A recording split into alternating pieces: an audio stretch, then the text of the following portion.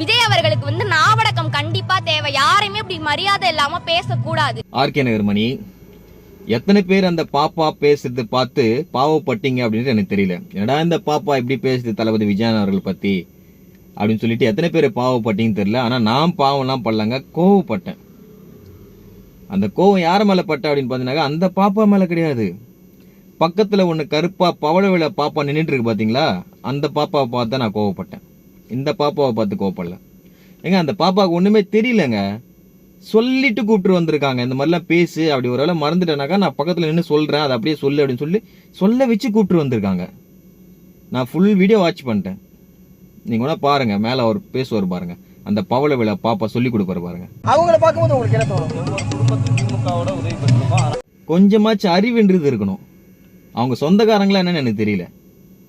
எங்க படிக்கிற குழந்தைக்கு என்னங்க சொல்லி கொடுப்பாங்க நான் கேட்கறேன். ஓட்டர் ஐடி இல்ல, அந்த பாப்பாவை கூட்டிட்டு வந்துட்டு படிக்கிற குழந்தைக்கு என்ன சொல்லி கொடுப்பாங்க?